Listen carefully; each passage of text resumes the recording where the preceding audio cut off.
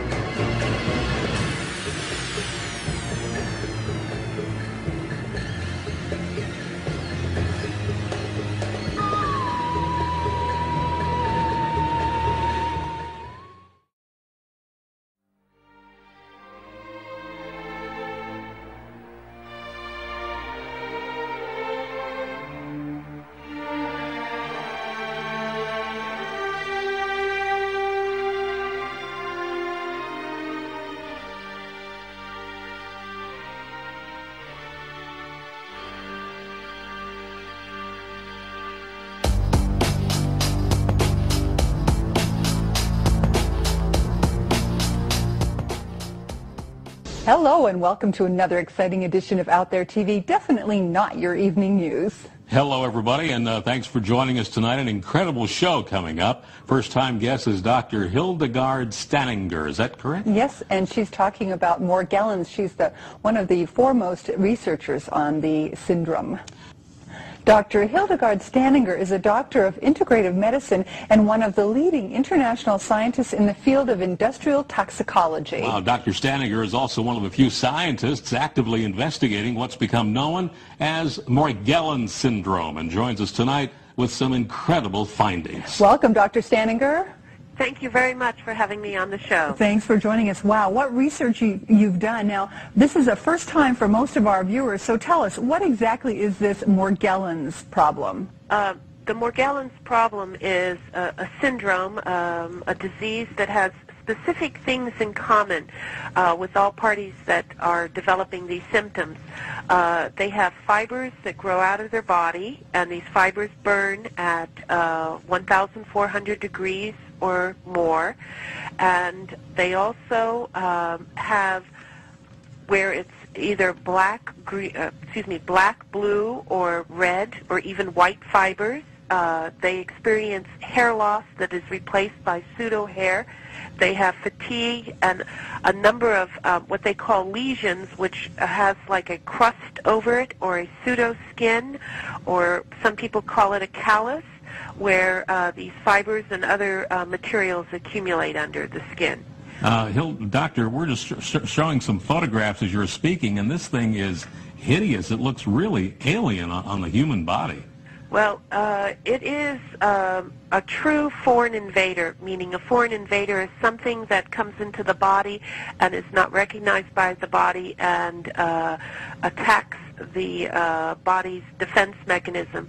And in this case, the materials which were identified at the end of the study, which was under Project FM, we found that it was made of a polyester, two-part polyester compound with other organic compounds, and it basically was like two plastic straws within itself. Wow. With a silicone head. Okay, you had something on the website that was a golden head. What is that in relation to? Now the golden head, which was identified in the very beginning, we went in stages. Let me just explain what the stages were. The first set of tests that were done, which were using toxicological pathology methods, which were done by a colleague of mine, Dr. Rahim Karju, and myself, and identified what was the physical nature of prepared slides that were sent to us by a person that was diagnosed with Morgellons, and also was sent to us by the hospital in New Hampshire. And that showed silicone present and also silica, crystals, okay? Mm-hmm. That was in phase 1. Phase 2 showed high-density polyethylene fiber and other compounds being present. And then phase 3, which was the combination of approximately 24 samples that were sent from around the world, and also the comparison to a chemtrail sample that was sent to us from Texas. Wow. And 2 of my patients and Dr. Spencer's patients that had Morgellons, and that showed that it matched to the chemtrail sample that was in Texas versus these other 2 people. One lived in Signal Hill and the other one lived in Long Beach. So we're showing something that we learned from the website. These are fibers that came from a chemtrail sample. Now, how did that come to you? What did it look like when you saw it just with the naked eye? Well, what it looked like was just like cotton candy, mm-hmm. like just white cotton candy in a bag, and then also a twig was attached. Because the person who took the sample saw it falling from the sky and was able to gather it and date it when they gathered it and put it into proper Ziploc bags. And then you had a patient, Lily, and we're showing something that showed on the website was a fiber from, I believe, her skin. And so the composition that we saw in that previous slide from the chemtrail is the same composition as this, then? Yes, except it goes in stages. You'll see chemical analysis, which was done by scanning electron microscope, techniques which were done by Lambda Labs and MIT at Woodhull, through our other lab, Applied Consumer Services. The thing is, which is important, is that as this material ages, other compounds are shown, because these compounds that were shown as metals are transitional metals that make a battery. Thus, the compounds use the cells to make its own battery, where they have a silicone or a gel in between the cells that allow it to be like suffocated or held within. Each one of the patients that Dr.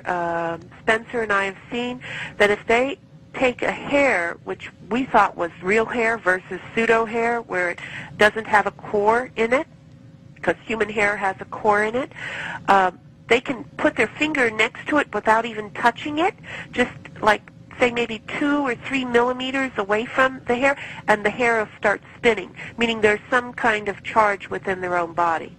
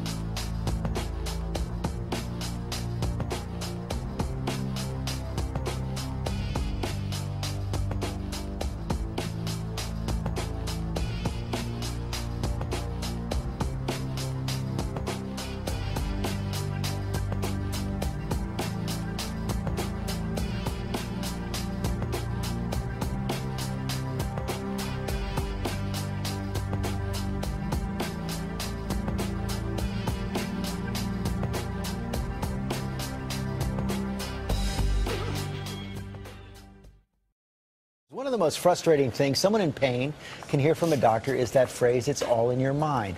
And that's what a brand new federal study suggests about Morgellons, a condition affecting mostly middle-aged women who suffer from fatigue, sores, and that freakish sensation that tiny bugs are constantly crawling under their skin. Well, Laura, the disease literally makes your skin feel like it's crawling, but here's the real scary part for us. Out of the entire country, the LA area has the highest percentage of cases. Thousands of sufferers nationwide, but who seem concentrated in Texas, California, and Florida. Report a higher than average number of patients who had these symptoms. Just hearing their symptoms might make you feel sick. The symptoms are very close to what's been reported, I think, generally. They typically describe a disturbing skin sensations such as itching or stinging or pins and needles. They have ulcers or a rash on their skin. Many of these are very difficult to heal.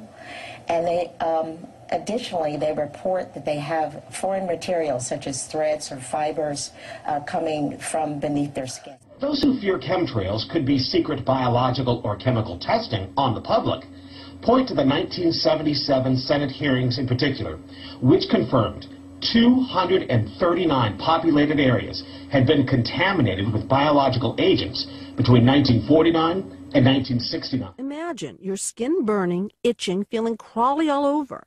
Imagine having open sores on your face and body. And then imagine having string-like fibers coming out of your skin. That's exactly what Anne told us was happening to her. I feel like bugs are inside of me. It feels like something's actually biting my eye. There's pinprick sensations on your skin. You get really itchy. It's totally like a bad science fiction story. It's like pure evil, I swear.